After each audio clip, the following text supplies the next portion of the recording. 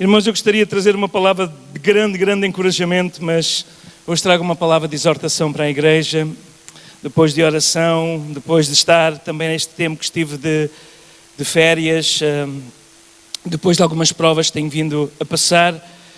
Nós olhamos para a igreja do século XXI e tem um grande desafio: permanecer fiel à palavra, fiel ao Senhor, fiel.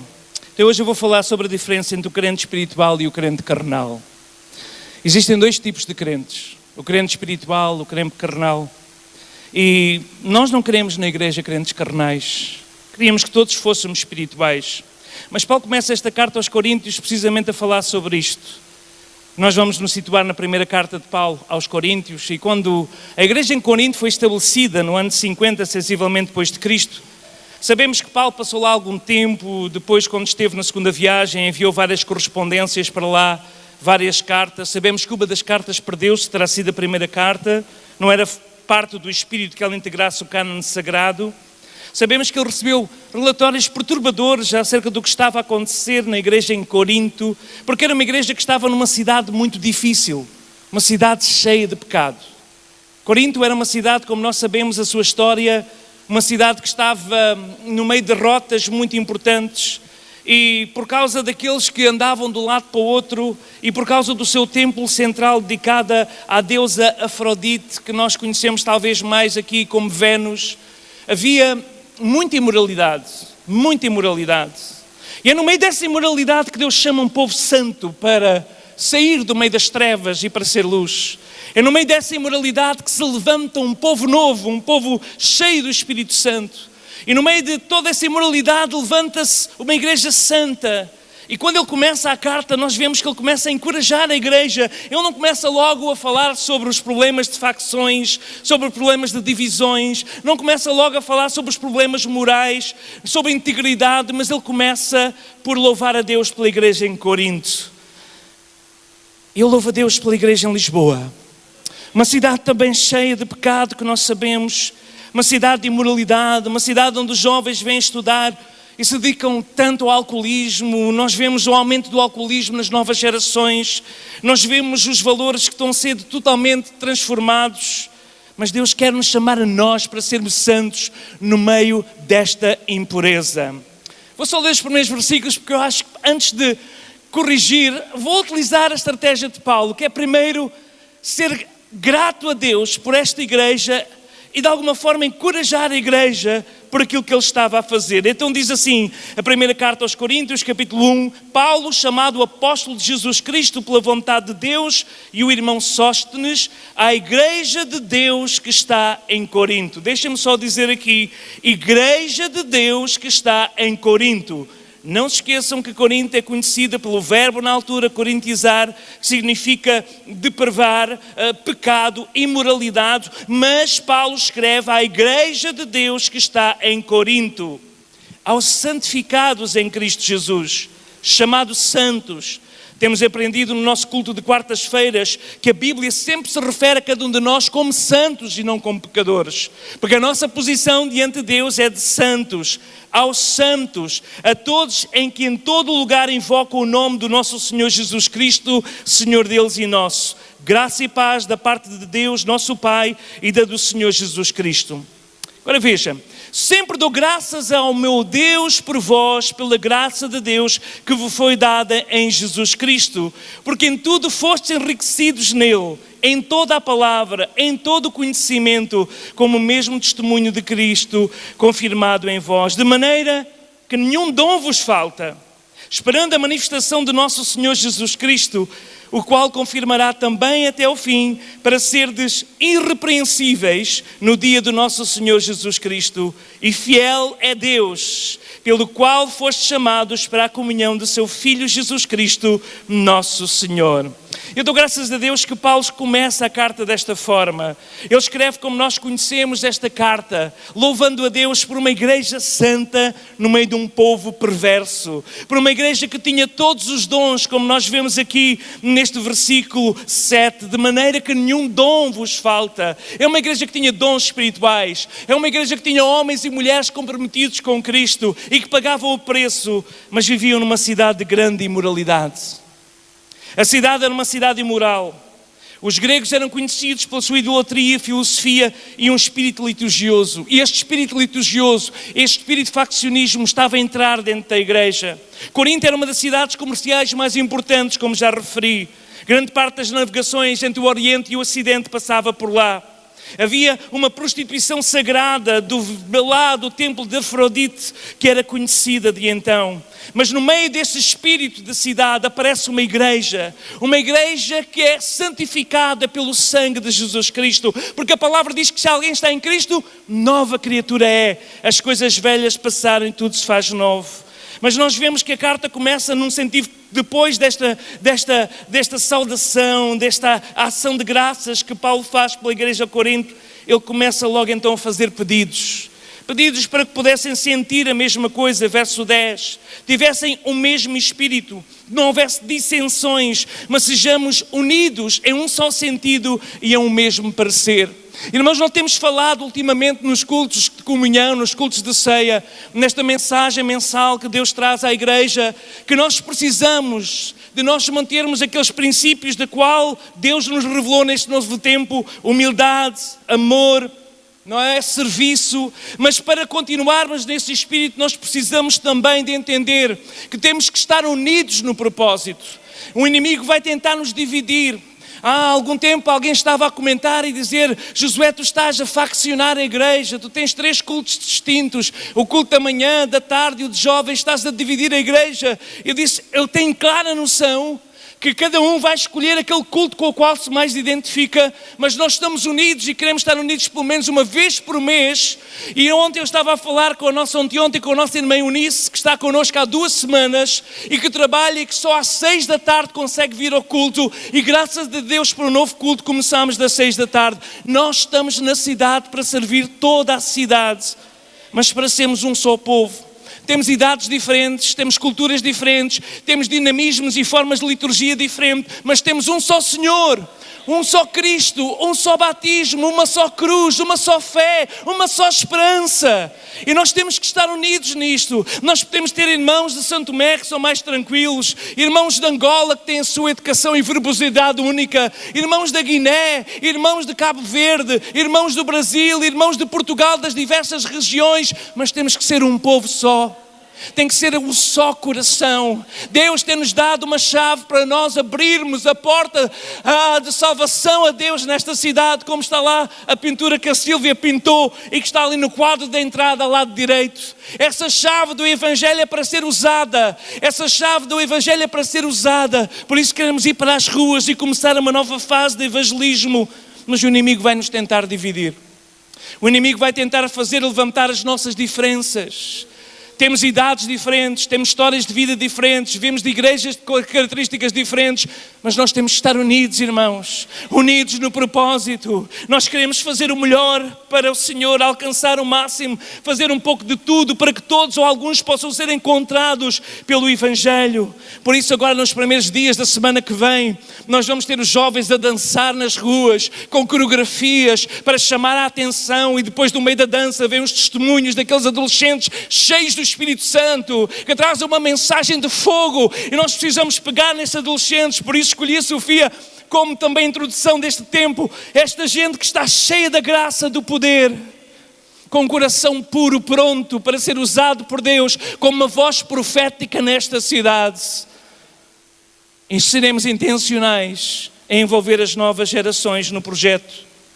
Irmãos, eu sei que nós podemos não gostar muito do rock que vamos ouvir às 6 da tarde. Podemos não gostar muito do estilo diferente que pode haver em cada culto, mas nós estamos todos com o mesmo propósito: levar o Evangelho a toda a criatura, porque este é um mandato do nosso Senhor e Salvador. Então no capítulo 3 nós vemos, a minha Bíblia tem títulos, e nós chegamos ao capítulo 3 de Coríntios e vemos então: o espírito mundano causa dissensões nas igrejas. Então sobre isso nós vamos falar nesta tarde. É um texto excelente sobre a diferença entre o homem natural, citado no final do capítulo 2, no verso 14, que diz assim: o homem natural não compreende as coisas do Espírito de Deus, porque lhe parecem loucura, 2,14, não pode entendê-las porque elas se discernem espiritualmente. Mas o que é espiritual discerne bem tudo, e de ninguém é discernido, porque quem conheceu a mente do Senhor para que possa instruí-lo? Mas nós temos a mente de Cristo. Então, ainda pegando nos últimos versículos do capítulo 2, nós vemos que existe uma grande diferença entre o homem natural, que não vamos nos situar nele, que é aquele que não conhece a Deus, que não quer saber de Deus, é aquele que vive fisicamente, mas está espiritualmente morto. A Bíblia diz em Efésios 2:1, Ele nos vivificou quando nós estávamos mortos em ofensas e pecados, e éramos por natureza filhos da ira, estávamos mortos. O homem natural vive fisicamente, biológica, tem vida, mas não tem zoa, não tem vida eterna, não tem a eternidade com Deus, porque o homem natural não compreende as coisas do Espírito de Deus. Nós vivemos numa sociedade onde o homem vive de uma forma natural. Eles não entendem a nossa linguagem. Nós temos que adaptar a nossa linguagem para comunicar a mesma mensagem transformadora nos dias em que estamos a viver. Mas ele não entende a nossa linguagem. Às vezes nós falamos em evangeliquez e precisamos que o Espírito nos dê um novo batismo, um novo Pentecostes, para nós falarmos as grandezas de Deus na linguagem do povo, para que o povo possa entender que o nosso Deus é um Deus de milagres e maravilhas e que preparou o lugar para cada um de nós que o aceita Jesus Cristo e que aceita esta dádiva de Deus. O homem natural vive separado de Deus. O homem natural vive independente de Deus. O homem natural vive na carne. As suas ações, as suas escolhas são ditadas pela carne, como diz lá, nos desejos da carne. Então o homem natural vive nesses desejos da carne. Como diz lá em Efésios 2, não li o texto todo, verso 3, diz: os quais nós antes andávamos nos desejos da nossa carne, fazendo a vontade da carne e dos pensamentos, e éramos por natureza filhos da ira, como os outros também. O homem natural vive na carne. O homem natural não tem base espiritual, não tem a mente de Cristo, não entende. O homem natural não sabe lidar com o stress da vida, por isso precisa de vícios, de incentivos, de meditação, de tantas alternativas para tentar lidar com o stress da vida, porque eles são naturalmente filhos da ira, irritam-se facilmente. Mas como chegamos ao versículo 2 de Efésios, como estávamos, a palavra que está ali, que Paulo usa, é que estávamos, nós éramos assim no passado, mas graças a Deus nós fomos vivificados, há uma nova vida em nós somos novas criaturas, o Espírito de Deus vive em nós e o nosso Espírito vive agora para comunicar e está numa inteira e perfeita comunhão com Deus. Mas depois de sermos salvos, igreja, depois de nós sermos transformados pelo Evangelho, nós precisamos deixar que o Espírito Santo trabalhe em nós e nos faça recordar os ensinos de Jesus. O Espírito leva-nos à palavra para sermos alimentados pela mesma, orientados pela mesma, exortados pela mesma, e para deixarmos de ser com a natureza carnal para sermos homens e mulheres espirituais. E é isso que nós precisamos nos dias em que estamos a viver. Então 2 Coríntios capítulo 3 começa a falar sobre o crente carnal. E diz assim a palavra do Senhor: eu, irmãos, não vos pude falar como a espirituais, mas como a carnais, como a meninos em Cristo. Com leite vos criei e não com manjar, porque ainda não podíeis, nem tampouco ainda agora podeis, porque ainda sois carnais. Porque havendo entre vós inveja, contendas, dissensões, não sois porventura carnais e não andais segundo os homens? Porque dizendo um diz, eu sou de Paulo, o outro diz, eu sou de Apolo, porventura não sois carnais? Pois quem é Paulo? Quem é Apolo? Senão ministros dos quais crestes e conforme o Senhor deu a cada um. Eu plantei, Apolo regou, mas Deus deu o crescimento. Pelo que nem o planta nem o que rega é alguma coisa, mas Deus que dá o crescimento. E vamos ficar até aqui. Então o crente carnal tem algumas características. O crente carnal tende a imitar a pessoa natural. Ele já tem o Espírito de Deus nele, mas não deixa o Espírito Santo começar a produzir o fruto do Espírito, que é a característica de maturidade e de espiritualidade. A característica de espiritualidade não é falar a língua estranha. Isso falamos hoje de Marvila, de manhã, sobre a diferença entre os dons e o fruto. Os dons vêm com o batismo do Espírito Santo. E às vezes ficamos admirados como alguns crentes que não têm uma vida assim, tão afinada pela palavra, até são usados com os dons. Porque os dons é uma dádiva de Deus, depende única e exclusivamente do Espírito Santo. Mas o fruto já depende de nós. Depende de nós sermos boa terra para o Espírito plantar a semente e a semente produzir fruto que tem aqueles 9 gomos fantásticos de amor, paz, gozo, longanimidade, etc, etc, etc. O crente carnal tenta imitar o homem natural. Se calhar o crente carnal vive de segunda a sexta como os outros vivem. A diferença é só que vai a uma igreja ao fim de semana. A diferença é porque se calhar subscreveu no YouVersion um devocional, ou lê um versículo, ou tira uma página do calendário maná do céu. Mas um pouco mais do que isso ele faz. O crente carnal tem a mente ocupada só com pensamentos errados, pensamentos mundanos. O crente carnal tem emoções negativas, que estão aqui citadas como dissensões, invejas. São emoções negativas características de um crente carnal. Um crente carnal, o seu corpo mostra sinais de stress. É uma pessoa que dificilmente sorri, está sempre mal disposto, sempre indisposto contra toda a gente, porque ele não deixa que o Espírito coloque o gozo, que é a fonte da alegria, e a paz, que é algo do fruto do Espírito. O crente carnal só busca o seu próprio interesse. Primeiro está o meu interesse e depois a igreja ou os interesses do Senhor. Essa é a característica do crente carnal. O crente carnal não consegue ouvir uma mensagem destas mais incisiva. E logo diz, o pastor está a mandar recados, está a ser muito duro, porque o crente carnal só quer leitinho e não consegue mastigar uma carne da palavra. Mas irmãos, nós temos que escolher. Deus não nos chamou para permanecermos como crentes carnais. Talvez algum tempo na minha vida eu vivi como um crente carnal. Buscava os meus interesses, os meus projetos, os meus sonhos. Havia sentimentos de inferioridade, de insegurança, inadequado, culpa, preocupação, dúvida. Mas a palavra do Senhor nos mostra que nós devemos de andar em espírito para não cumprirmos as concupiscências da carne. A carne cobiça contra o Espírito cobiça contra a carne. Estes opõem-se um ao outro. Gálatas capítulo 5, verso 16. Mas se sois guiados pelo Espírito, não estáis debaixo da lei. Verso 19, Gálatas 5. Porque as obras da carne são manifestas: prostituição, impureza, lascívia, idolatria, feitiçaria, inimizades, porfias, emulações, iras, pelejas, dissensões, heresias, invejas, homicídios, bebedices, glutonarias e coisas semelhantes a estas, acerca das quais vos declaro, como já antes vos disse, que os que cometem tais coisas não herdarão o reino de Deus. O crente carnal até pode ter um dom, mas um dia, diante do julgamento do Senhor, quando o Senhor disse, eu estive doente e tu não me visitaste, estive preso e não foste, não fizeste nada, apartai-vos de mim que não vos conheço. Ou outros vão dizer, Senhor, mas não profetizámos nós em teu nome, nós tínhamos o dom. Senhor, não fizemos nós grandezas em teu nome, sinais e prodígios. Apartai-vos de mim, porque apesar de terem o dom, nunca deixaram que o fruto do Espírito produzisse santidade, transformação e, acima de tudo, o reflexo de Cristo em nós. Irmãos, se o nosso pensamento está com pornografia, que é impureza, ou lascívia, com idolatria, com feitiçarias, com profeciarias, com prostituição, com pelejas, com dissensões, com invejas, com bebedices, com glutonarias, nós estamos por um caminho. Provavelmente até vamos deixar de ser crentes carnais para nos tornarmos outra vez homens naturais.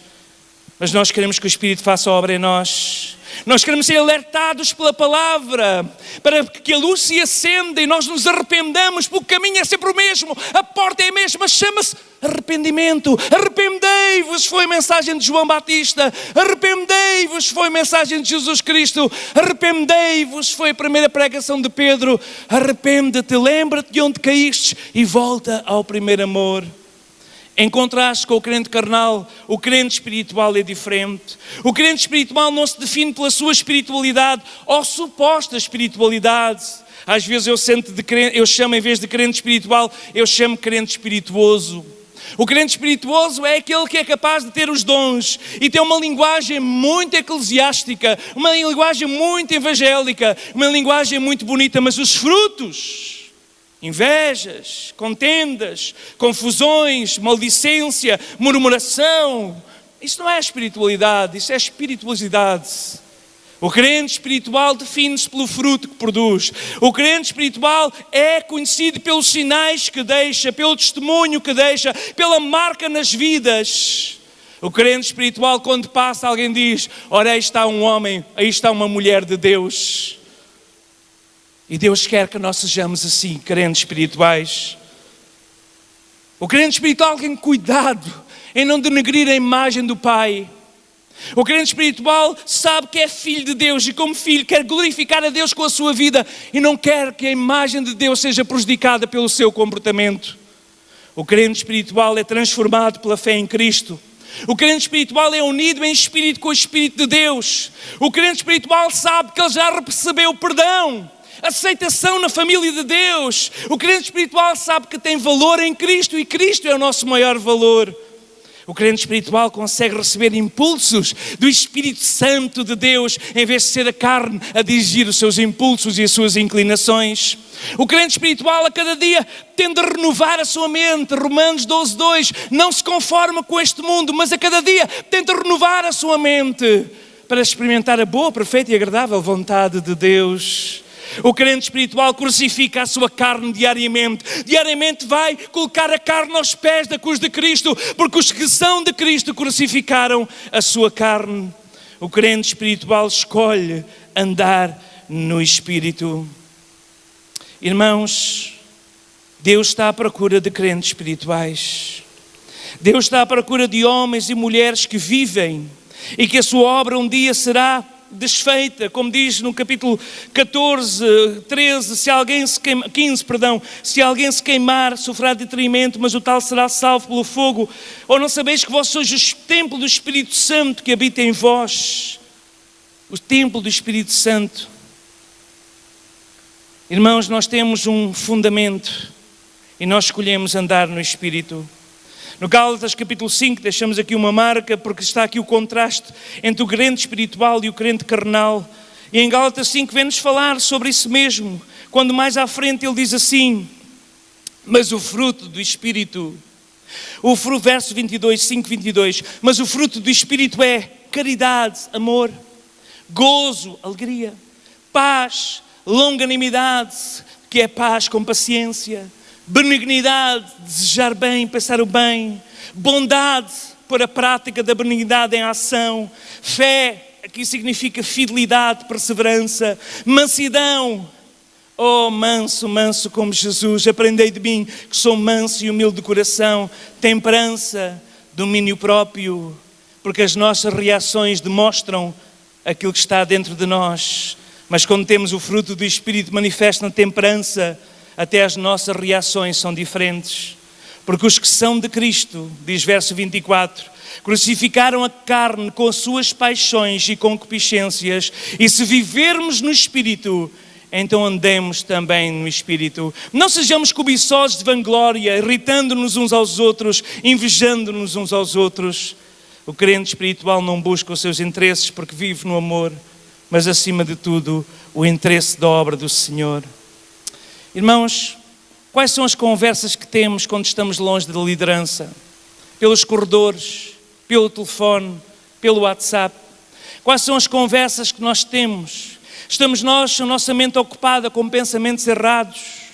Estamos nós a deixar que emoções negativas tomem conta do nosso coração, invejas, dissensões, pelejas? Será que o nosso corpo mostra sinais de tristeza, sinais de stress? Não conseguimos, mesmo às vezes estamos a adorar e já estamos a sair do culto todos irritados. Irmão, é porque estamos a viver numa fase de crente carnal. Mas eu dou graças a Deus que os braços do Senhor estão sempre abertos e pronto a nos receber de volta, para que o seu Espírito em nós possa produzir essa característica que é o fruto do Espírito. Estamos nós a buscar os nossos interesses em vez do interesse do Senhor e da igreja do Senhor? Ou escolhemos nós ser transformados pela fé em Cristo? Escolhemos nós sermos unidos em espírito com o Espírito de Deus? Sabemos que fomos perdoados, aceites e que temos valor. Queridos, se queremos experimentar um avivamento, precisamos urgentemente de crucificar a nossa carne. Se queremos experimentar um avivamento, precisamos de buscar a presença do Espírito. Precisamos ser moldados pela palavra a cada dia. Precisamos de ser inspirados pelo Espírito para viver, falar, ministrar. E esta cidade está à procura de cristãos que vivam dia a dia um cristianismo ativo e proativo, com o seu comportamento e, se preciso, com as nossas palavras. Vidas controladas pelo Espírito Santo. O caminho é só um, a porta é só uma, o arrependimento. Vamos fazer aqui um resumo. Carreguem lá aí na luz em baixo, ponham lá então aí, se faz favor, os slides do crente carnal e do crente espiritual. Quero que os irmãos fixem mesmo isso, para terem os sinais.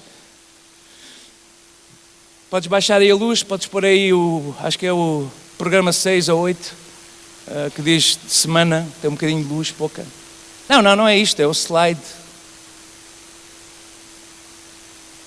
Está aí colocado o PowerPoint. O último, quem estava aí era o irmão Carlos há pouco. Agora quem está, a nossa Sílvia, não sabe aquilo que combinámos. Não é o que tem o 2, é o que tem o 1. Não é esse, é o outro. Coisa vai lá. Graças a Deus por estes adolescentes que estão ali, que são uma bênção, aleluia, louvado seja o Senhor. Nós queremos toda a gente a servir. Cada pessoa que vai falar comigo que quer servir na igreja, a gente arroja logo trabalho. Crente carnal versus crente espiritual. Escolhi um homem para ser carnal e a mulher para ser espiritual. Ok? Qual é a tua escolha? Não tem nada a ver, só ali o comportamento, não é? O estilo do carnal versus a alegria do espiritual. Pode passar. Vamos só rapidamente falar do homem natural. O homem natural é como? Podes passar. Vive fisicamente, mas está espiritualmente morto. Está separado de Deus. Vive independentemente de Deus, vive na carne, as suas ações, as suas escolhas são ditadas pela carne, pelos impulsos da carne, não tem base espiritual para lidar com o stress da vida. Este é o homem natural. Se há aqui alguém homem natural, já vamos tratar disso. Hoje é tarde de salvação para passarmos a ser espirituais. Agora sim, o crente carnal é o estiloso. Tende a imitar a pessoa natural. Mente ocupada por pensamentos errados. Emoções negativas. Corpo mostra sinais de stress. E no seu interior, apesar de não parecer exteriormente, está cheio de sentimentos de inferioridade, de insegurança, sente-se inadequado, culpa, preocupação e dúvida. Este é as características do crente carnal. Vamos terminar com o crente espiritual. O homem espiritual é transformado pela fé em Cristo. É unido em espírito com o Espírito de Deus. Ele já recebeu perdão, aceitação. Ele pertence à família de Deus e isso é o maior tesouro que ele pode ter. Ele sabe que tem valor em Cristo, mesmo que as outras pessoas não lhe deem valor. Mas o homem espiritual recebe impulsos do Espírito de Deus em vez de ser guiado pelos impulsos da carne. Ele está a renovar a sua mente diariamente. Eles têm emoções marcadas pela paz, alegria, em vez de agitação de alma. Ele escolhe andar no Espírito. Este é o homem espiritual. E ele crucifica a sua carne diariamente. Vamos ficar em pé diante do Senhor nesta tarde. Irmãos, nós queremos apresentar ao Senhor uma igreja santa. Nós queremos apresentar ao Senhor um ambiente onde Ele se possa mover de uma forma sobrenatural no nosso meio. Onde quem vive em pecado se arrepende e a chorar, abandona o pecado, confessa e é liberto de todos os vícios, de todos os impulsos carnais para ser conduzido pelo Espírito. Nós queremos apresentar a Deus uma igreja santa, porque sem a santificação ninguém verá o Senhor. Nós não podemos ignorar vidas em pecado, nós não podemos brincar com a santidade, nós não podemos ter pessoas a viver maritalmente sem terem a sua vida em ordem diante de Deus, nós não podemos ter pessoas a ministrar que bebem descontroladamente, nós não podemos ter pessoas que vivem murmurando e que usam uma linguagem torpe, feia e suja, nós não podemos ter pessoas que praticam iniquidade e imoralidade, nós não podemos ter pessoas que vivem presas a um pensamento lascivo sem se preocupar com a aparência do mal. Nós estamos a apresentar ao Senhor uma igreja santa, uma igreja purificada pela água da palavra, pelo sangue de Jesus Cristo e pelo Espírito Santo que nos faz lembrar. A porta de entrada é a mesma, é o arrependimento. A Bíblia diz que por causa de muita gente se aproximar da mesa do Senhor em pecado, em imoralidade, em pecado oculto. Talvez por isso há muita gente que já nesta igreja, irmãos, eu fico escandalizado como há pessoas que 2-3 meses sem tomarem a ceia, sendo batizados. Pessoas que trocam o culto de comunhão por qualquer coisa, por um lanche, por qualquer coisa. Pessoas que não levam a sério o cristianismo. Nós estamos a preparar uma igreja que vive a palavra, pratica a palavra e demonstra a palavra. Nós não queremos, irmãos, parecer espirituais. Nós queremos ser pessoas e crentes espirituais, homens e mulheres espirituais, cheios do Espírito, que na sua humildade fazem a obra do Senhor, sabendo que a glória e a honra é exclusivamente e só para Ele. E esta é a igreja que nós queremos construir e que nós convidamos o irmão e a irmã a fazer parte. Uma igreja de nós nos crucificarmos diariamente, irmos diante do Senhor conhecendo as nossas fraquezas, conhecendo a nossa pequenez e dizer: Senhor, nós precisamos de Ti. Irmão, há muitas profecias e visões que têm sido chegadas até os nossos ouvidos de que Deus vai trazer um avivamento nesta igreja. Mas em como chega essa profecia, Deus tem profetizado e profecias têm chegado aos meus ouvidos, ao meu telemóvel, de muita limpeza que vai ser feita nesta igreja. Mas nós queremos que o Senhor limpe, não para a morte ou condenação, mas limpe para restauração e nova vida, limpe para um compromisso com Deus e com a sua palavra, um compromisso de buscar o Espírito Santo, se humilhando diariamente e dizer: Senhor, eu preciso de Ti, porque os impulsos da carne são fortes, mas eu preciso que o Teu Espírito me dirija no meu viver, no meu ser. Nós queremos viver vidas cheias do Espírito Santo, mas para isso o vaso precisa de ser limpo, porque o vaso não é ocupado por pecado e pela santidade do Senhor. Então nesta tarde, se o Senhor está a falar contigo, arrepende-te. Quando nós nos vamos agora aproximar da mesa do Senhor, a palavra diz: examine-se o homem a si mesmo antes de comer o pão ou beber o cálice, porque o que come e bebe indignamente, come e bebe para a sua própria condenação, porque não discerne no corpo do Senhor. Nós possamos entender, irmãos. A minha esposa estava a dizer esta semana, ela está lá embaixo no culto infantil, ela estava a dizer esta semana, estava a ler sobre o pecado de Cã. Como é que é possível uma família inteira ser destruída? Como é que é possível uma família inteira ser destruída por causa de uma desobediência? Como é que é possível um povo inteiro sofrer uma derrota por causa de um pecado oculto?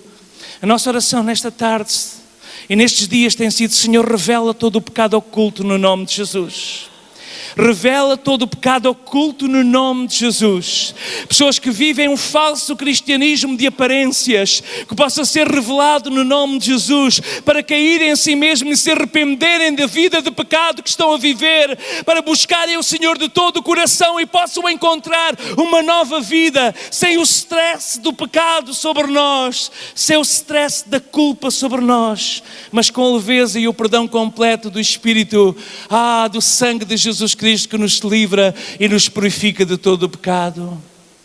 Meu desafio nesta hora é nós fecharmos os nossos olhos e olharmos para dentro do nosso coração e fazermos como o Senhor nos mostra na sua palavra. E o salmista diz: prova-me, ó Deus, sonda-me, ó Deus, prova-me, vê se há em mim algum caminho mau. E nesta tarde, irmão, estabelece um compromisso de vencer esse mau hábito, de vencer esse vício, de vencer essa porta aberta que o inimigo tem destruído a tua vida e tem destruído a tua espiritualidade. Ele está satisfeito se tu continuares a ser um crente carnal, mas o Senhor está à espera de encontrar crentes espirituais que vivem de uma forma santa e dão glória a Deus com a sua vida. Oh Pai, eis aqui a tua igreja, a igreja comprada pelo sangue de Jesus Cristo. Senhor, nós sabemos que somos falíveis, fracos e que a nossa inclinação é para a morte e para o pecado, mas nós não nos conformamos, Senhor, mas queremos renovar a nossa mente pela presença do Espírito para experimentarmos a tua vontade, que é perfeita e que é agradável. Nesta tarde eu oro, Senhor, que a Tua palavra que não volta para trás vazia, possa produzir transformação, libertação, cura. E essa transformação pela purificação da palavra, da água da palavra, possa trazer uma lavagem de alma, para nós nos humilharmos diante de Ti e buscarmos a Tua santidade, sem a qual nós não Te vamos ver. Senhor, obrigado pelo que estás a fazer na Tua igreja. Nós queremos ser, Senhor, tal qual os pacientes, anestesiados, sem, Senhor, iniciativa própria, mas dependente, Senhor, ó Pai, da mão do cirurgião, que é o Espírito Santo, que agora retira de nós tudo aquilo que não pertence, tudo aquilo que não é próprio, tudo aquilo que não é santo, tudo aquilo que não é agradável, tudo aquilo que é impuro, seja retirado no nome de Jesus. E a presença santa, gloriosa do Teu Espírito nos encha, nos advirta, nos leve de volta, ó Pai, a crucificarmos a cada dia a nossa carne para vivermos de uma vida santa, pura e agradável a Ti. Nesta tarde, Senhor, nós apresentamos a Tua igreja aos Teus cuidados, Senhor.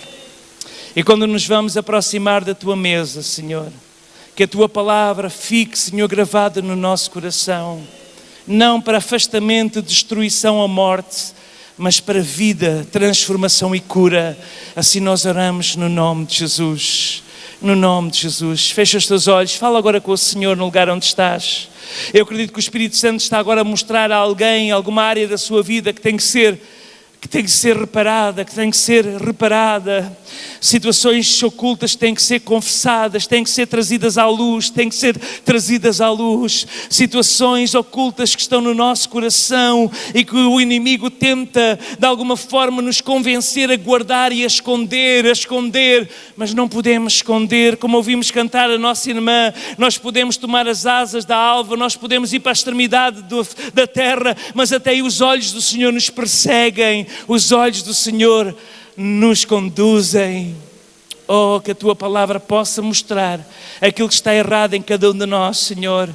E que, Senhor, ó Pai, uma igreja pura, santa, uma igreja que vive dependente do Teu Espírito, da Tua palavra, e que procura, Senhor, caminhar na luz da santidade e pureza, na luz do Santo Evangelho, na luz da santa doutrina, Senhor. Faz assim conosco no nome de Jesus.